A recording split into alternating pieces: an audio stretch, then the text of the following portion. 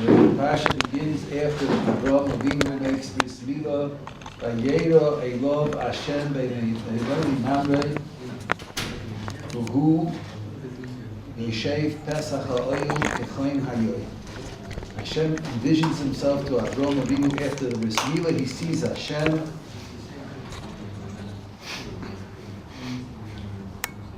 The Balaturim says something very interesting. The Pashat of Pshat Rashi brings down that he was standing looking for Orchim.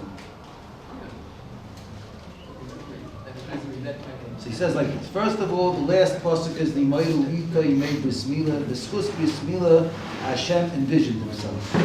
Nimaylu Ita, the last words in the last pasuk is Nimaylu Ita. They made Bris Milah. And the first words is Vayeira of Hashem. So we learn from this that Hashem envisioned himself to Avraham. We'll talk about for a minute. Dova'ach Nimaylu Ita, the Samech Lei, the end of the pasuk, not only the beginning of the pasuk. Hu Yoshev Pesach HaOhel K'chaymer. He's sitting at the doorway of his tent in the heat of the day. Says the Balatu, Zeu she'omru Chazal, she'Avraham Yoshev al Pesach Gehinnim. Avraham stands at the entrance of Gehinnim. I don't have to translate Gehinnim, right? You know what Gehinnim is, no? Ve'eino meniach you have a God, and the God doesn't let the people that don't fit there, he doesn't let them enter. So Avraham Avinu, he's a God. No entrance to Gehenna. Good God. You can't get in. If you have a bris milah, I don't let you into Gehenna. Chutz mimi sheba al goya shenimshecha alosai ve'enu makim.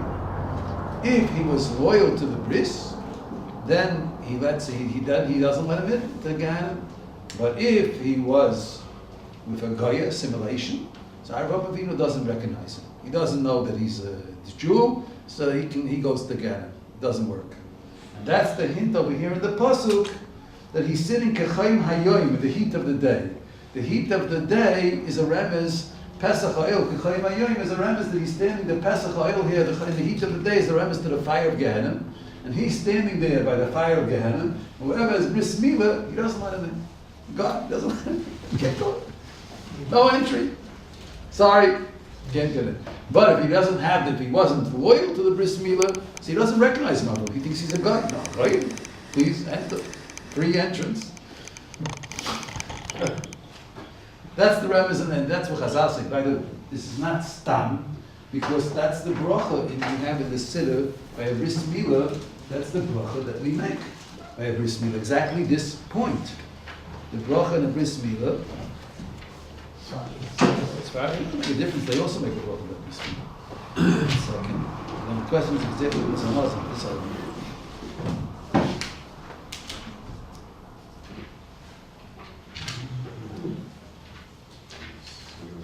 Doesn't have it printed here. Maybe this one will have it.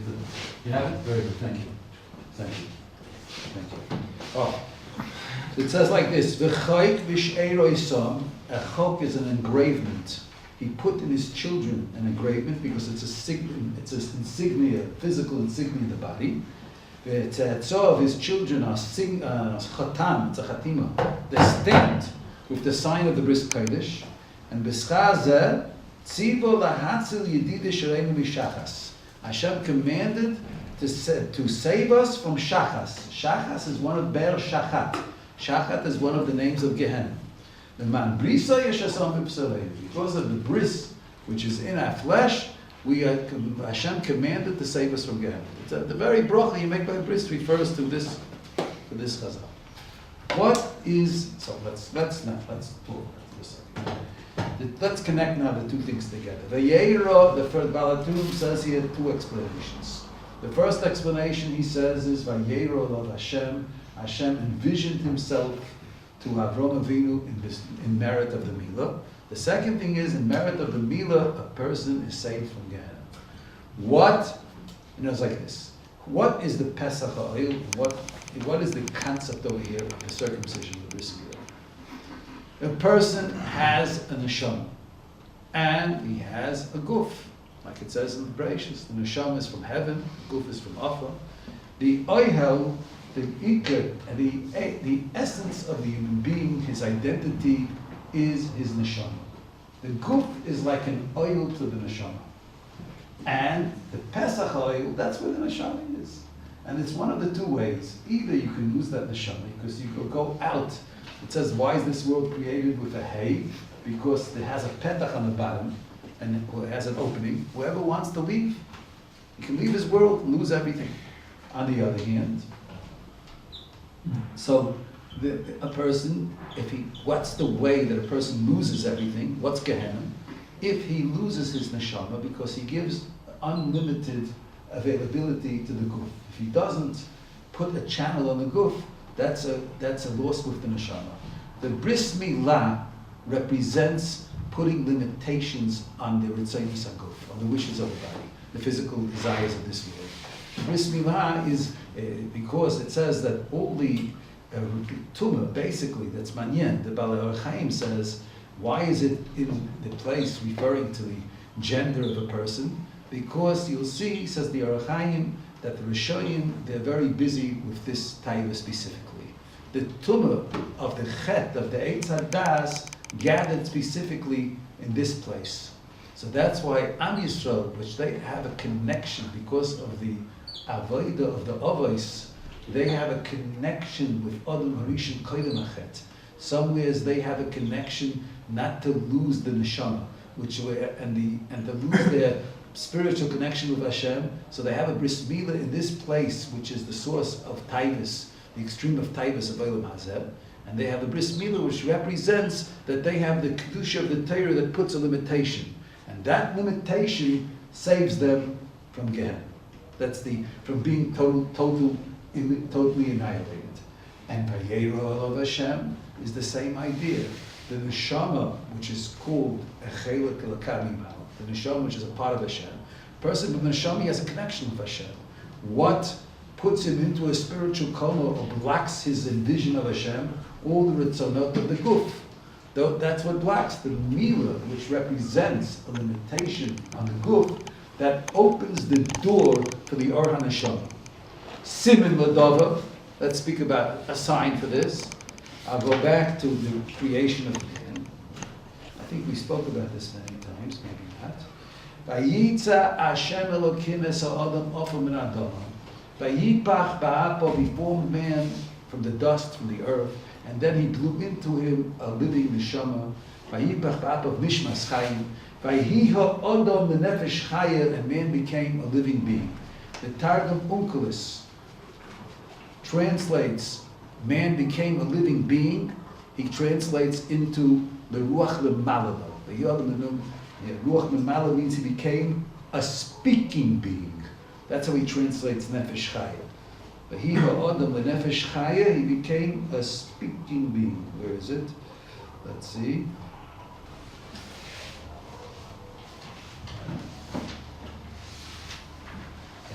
V'hi ha'adam l'nefesh v'fach ban poi nishmasa d'chaya v'habes ba'adam, the neshama became in man the power of speech. Where is the revelation of the neshama in man, in the power of speech? Now we have, let's say a play on words. We call the Brit, what's the bris? Brit milah. What, outside of circumcision, what is the meaning of the word milah in Hebrew? What else does milah mean? Word. A word. So Brit milah is the bris of the word. What is the word? The word is the revelation of the neshama. It's a Brit. It puts a limitation. It's a Brit. It's a treaty of the neshama. Milah. Brit milah.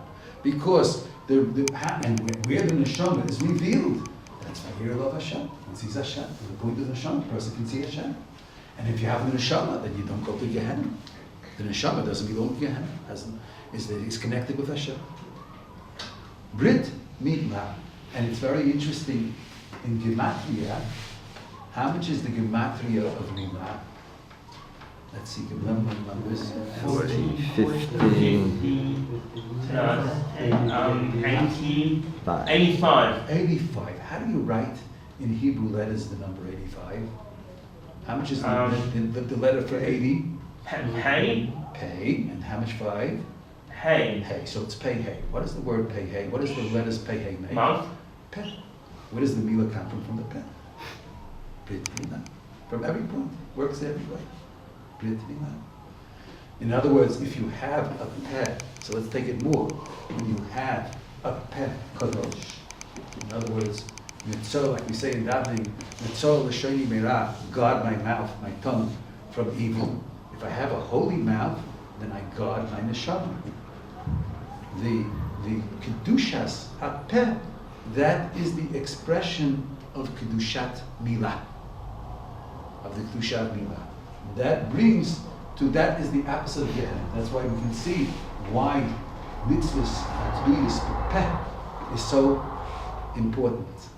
Now, so the opposite, in other words, mitzvahs Talmud later, which is specifically with peh, that is the kiyum, that is the key, that is the opposite. That's the. Let's put it this way: the Talmud Torah, if it's done with hitlahavut, with the feel that you through Torah you're connected with Hashem, is the fulfillment of bris milah, and that the opposite of bris milah is to go after is the chet of arayis, for example, is the opposite of bris milah, the chet of arayot, and if you think about it, it's two totally opposites, because to get to learn Torah, which part of you do you have to use when you learn Torah?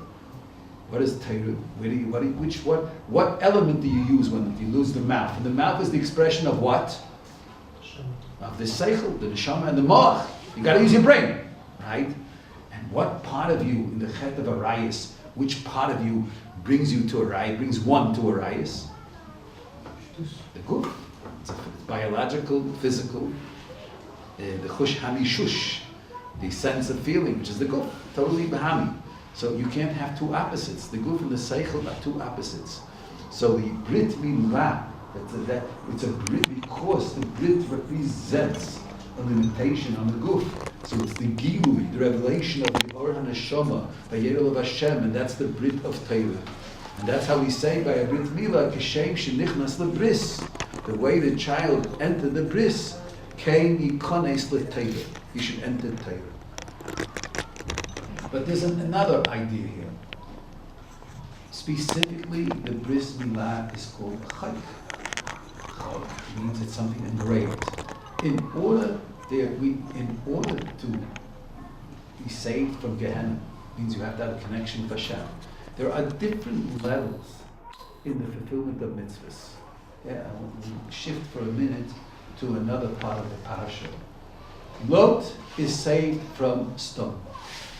B'schut ma is Lot saved from stone. So Rashi brings down b'schut that he heard sheshama achoisi sora b'shatak. He heard that Avraham said a lie. He said that Sarah is his sister. He didn't reveal that Sarah is his wife. And b'schut this he was saved from stone. Now we find, very funny, since he wasn't such a vicious guy to make problems, he was saved. It would seem the more the positive mitzvahs, we find the Torah writes about it, that he put himself in danger, in stone he put himself in danger, for chesed v'achnos ha'sarachim. He put himself in danger when he took the malachim in, and the Medrash brings down that there was an ani, a poor man, and his daughter would secretly bring this man food, and the people of stone, which were against chesed, said, what is this person living for? We have to check this. They found out that the daughter of Lot is bringing secretly food because she had mercy on him, and she was burnt alive. Hatzakasa, so it says in Medrash. So he had skuyot. He was Isaac and Chet, and the only thing that the Medrash could find was the reason why Lot was saved because of Achoisi Sarah B'Shasak. So it's brought down from the Abnosan Tzvi Finkel, who was not Rashibus Mia, but his great-grandfather, whatever, I'll write back, the Alter from Sabatka. He says that the chesed, that Lot, there's a pasuk like this, Goymel nafshoy ish chesed. There's such a thing as called an ish chesed. He says the chesed that Lot did that wasn't part of his, it didn't emanate from his essence. It wasn't part of it. go back for a second to Avraham Avinu. Somebody asked me, maybe you had the same question as well. It's a hot day and there's no passerbys, and Avraham Avinu, that's the Pashat Pshat in Pasuk. He's sitting looking for people, for guests. Why does it disturb him? All right, he's sick. Hashem did a chesed. He has a bris milah. If there's nobody in need, beside it's finished. Why is Avraham Avinu mitzta'er and looking for orachim when nobody needs it? All right, so Baruch Hashem. What's the point? What is the point? The teretz is that this is the teretz. Chesed was part of the essence of Avraham Avinu. In Hebrew, you have a concept. It's called, you have mikra and essence, circumstantial or essence. Something circumstantial changes according to the circumstances. Something part of your essence, that's you. You can't part from it. The chesed in Avraham Avinu, the fact that when there's no arachim, Avraham Avinu is mitzta'er looking for other, that means the essence of Avraham Avinu was chesed. That's his essence. His life doesn't have meaning without chesed. It's part of, he has to be in a state of giving. That's who he is. That's his identity. It's his essence. And it's a totally different madrega. That's chok. Now let's get back. That's the chok. To be saved from Gehinnim, you need something which is chok. That's the symbol of engravement. You need something. It's not. Afterwards, you'll get schar for all the mitzvahs. Every mitzvah has a value. Every mitzvah rewarded. Like every Vayeira is not forgotten. But the entry to Gan Eden, the entry to Nitzchias is something, is a ma'aseh tov, which is your essence. The chesed of Lot was not his essence.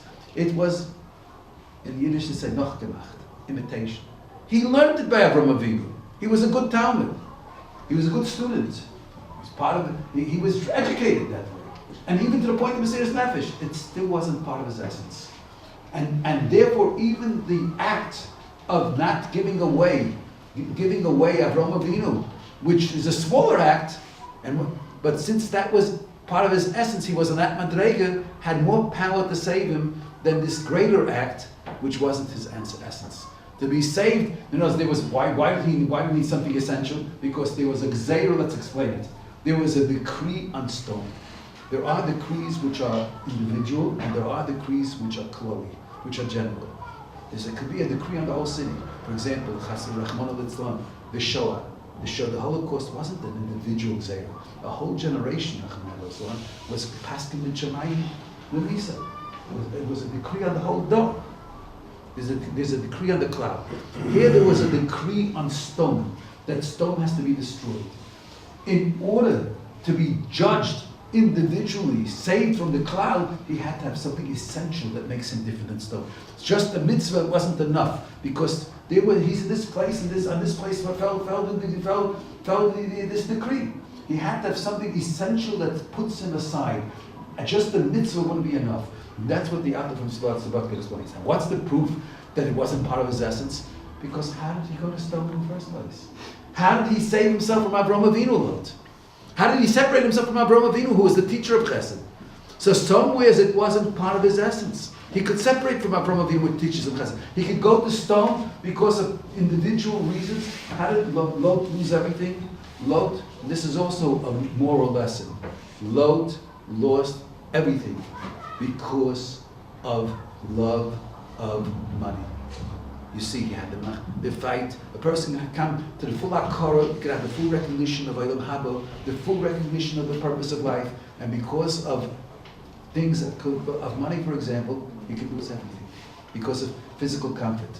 That's what the Pasuk says. He left Avraham. First of all, there was a fight over the Roy Lot Gezel.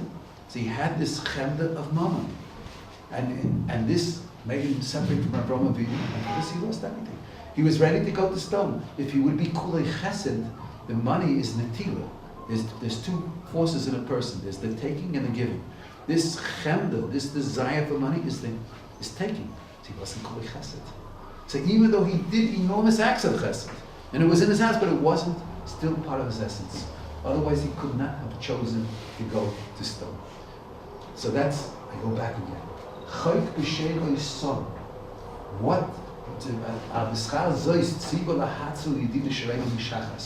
What saves a person from destruction, to merit eternity? He has to have something which is part of his essence.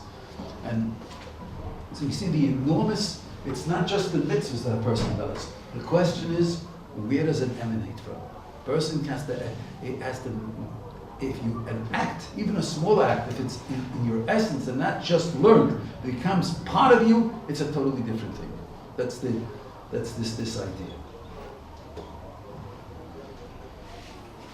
There's another machshava I saw about, which is a lot to learn from. He made Mesiras Nefesh. You know what HaKadosh Baruch Hu says to Lot? He made Mesiras Nefesh for Chesed. First, he puts himself in the situation. He goes to Sdom, which hates Chesed, and then he's different than Sdom. He makes Mesiras Nefesh to do Chesed. You know, I'll give you an example. A guy puts himself in an environment, anti-mitzvahs, and then he's known as the big tzaddik that he does Mesiras Nefesh different than everybody else. Who told you to put yourself there? You put yourself in the situation, and then you have to make Mesiras Nefesh. Why did you put yourself in the situation in the first place? So that was Mayat that took away the schar from the Lord, Mesiras Nefesh on Chesed. He chose Sdom, and the pasuk says, in spite of the fact, after he chose Sdom, the next pasuk in Lech Lecha, va'anshei Sdom roim v'chatoim Hashem ma'od.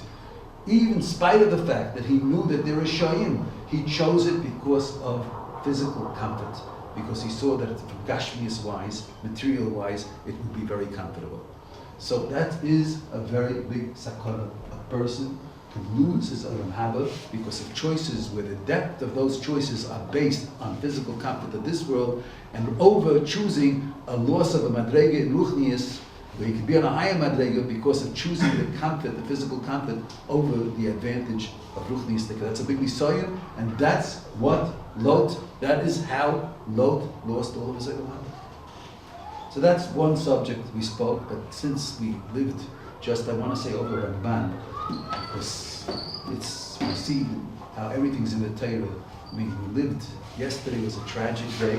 There were many, many tragedies yesterday. The same day, it was Gzeir and Shemai. What do we know? But from Yishmael, or from Yishmael. Ramban says something very interesting. I don't believe what's written in Ramban. It's last week's parasha. I want to read you from the Ramban. You see how everything's in the Torah.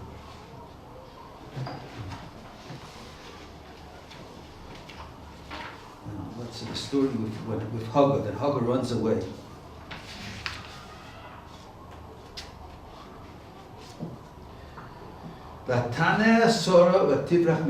Sarah makes Hagar suffer. Says the Ramban, and this is the beauty of the Torah and Arishonim. Nobody fools, nobody is, maybe today we make, we don't have the right either, we make, if somebody's great, he's a malach, doesn't have any, no criticism. And if you find some criticism on somebody, finished. You can wipe the floor with him already, finished. Nobody falls away from the criticism of Avraham. The greatest, who's the greatest? Avraham Avinu. And the Ramban doesn't hesitate to write. V'ataneh sora v'tivrach miponeh. Says the Ramban. It's not a chazal. Ramban. It's courage. Ramban. It's not a chazal. Chet choto imenu be'inu yazeh. This was a chet that Sarah made another human being suffer, made Hagar suffer. This was a chet. Begam Avraham was chayte as well, that he wasn't meicha, that he didn't protest, and he let Sarah do this. V'shama Hashem onyo. Hashem heard her suffering. V'nosam lo ben, he gave her a child that he'll be a para adam. What does it mean, a para adam? He's a hybrid between a chamor, a donkey, and a man. He's mixed up. He has a side of humanness and a side of behemoth. But if you notice, the behemoth is first. Para adam. La'anot, and what's this? Para adam. La'anot zera Avraham. Hashem gave them permission. La'anot zera Avraham, because that Sarah made Hagar suffer. He gave permission to her son to cause pain and suffering to the children of Avraham and Sarah. B'chol minei heinui, for generations, like Ma'aseh v'Sigul Abanim. Yishmael has a rishus from the Rebbeinu Shalom because of the chet of Avraham Avinu to make suffer. She gave birth to a para adam because of the chet of Avraham Avinu. La'anot zera Avraham v'Sora b'chol minei heinui. That's from one point. That's what the Ramban writes. B'chol minei inui, all types of suffering, Rachmana litzlan. Because of the chet of Avraham and Sarah, that they made her suffer non-justified. What it means to make another human being suffer. Number one, continues the Ramban. Hera Adam.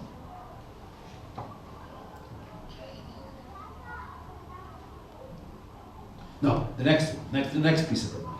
Shuvi the Malach Mitzah and says to her, Shuvi el Gevirteich, go back to your master, v'his ani tachas yodel, and suffer from her. Tziva oiso, the Malach commanded her, she should go back and accept the authority of her master's son, in spite of the fact that she was making her suffer. Says the Ramban, remez. Here there's a remez in the Torah, ki lo yitzeitzei l'chavshi mimenu. Yishmael will not rule over Am Yisrael. They will always be under Am Yisrael in another class. Ki b'nei Yisrael yibshu b'zara la'olam. Am Yisrael will be superior and rule over Yishmael forever. Doesn't contradict. They'll rule over Yishmael. Yishmael will be under, and they can't escape it, with all their hatred and fighting back, but they'll make enormous suffering to Am Yisrael. I don't believe this, Ramban. You could think it was written yesterday. You have to do this. I just wonder how everything, Leka Midi de la Remiza Baraisa. Unbelievable. This is not a Chazal, it's Ramban. So this Ramban is Mamish, called the Ramban. It's Mamish Beruach HaKodesh. In the Psukim. Is there anything we can do to avoid it, or it's just, that's it? It's already been decided thousands of years ago. And everything is Madreges, Kimuvan, Tshuva, Tzedakah,